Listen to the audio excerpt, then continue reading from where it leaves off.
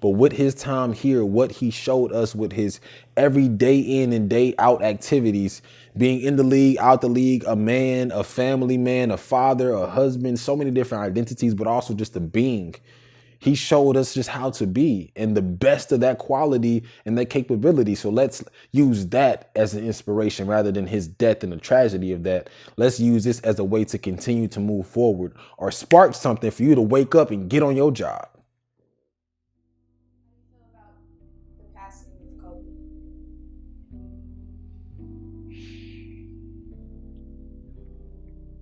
I want to talk about the day that I first heard about it.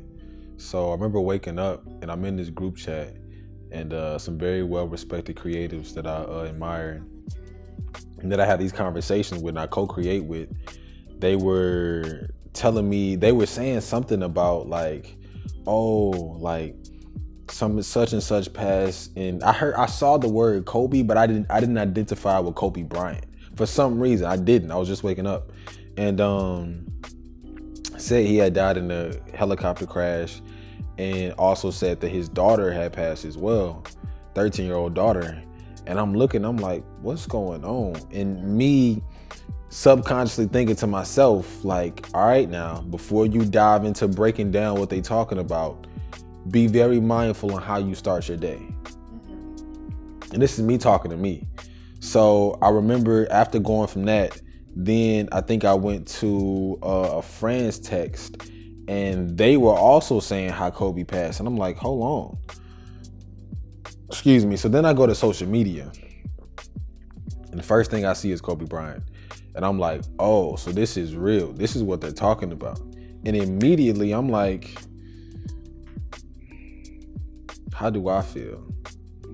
Because after reading that first group message text, I felt their hurt because I'm connected with and to them, and I felt their pain.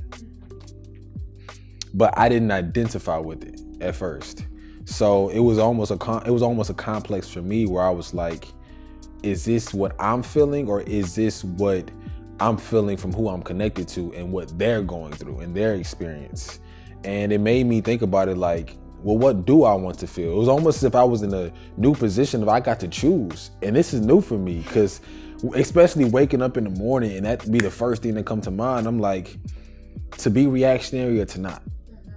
So I chose not to react to it. Yeah. I didn't respond to them.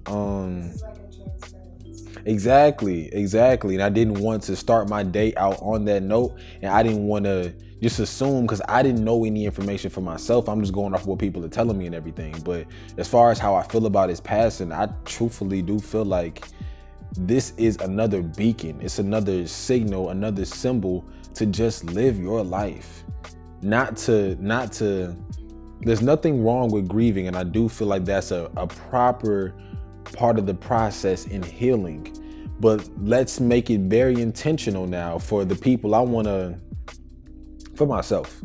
I ain't even gonna speak for other people, I speak for myself. When grieving, my intent with grieving is to heal, not to grieve just to feel it. Because a lot of the times we grieve and get stuck there and we don't know how to get out. And then we start to connect with other people who are grieving, and it helps us feel included and inclusive to something where it's like, okay, I'm not going through this alone. It's more bearable that way. And we start to go through life connecting with other people who are hurt, who do feel aspects of being lost or misguided or even to the depth of broken, but not enough to actually have the guidance and exposure to healthy outlets and options in order to properly heal, which I believe and know that is a lifelong journey.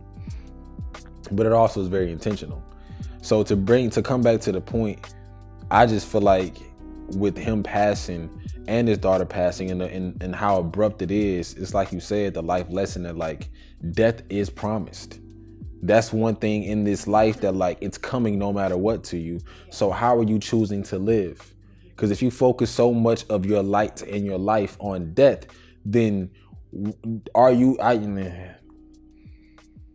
don't want to say do you deserve it, but it's almost in the sense of like, is that a good use of your time? Is that a good use of the opportunity of breath, of spirit, of life? just to focus on the inevitableness of death.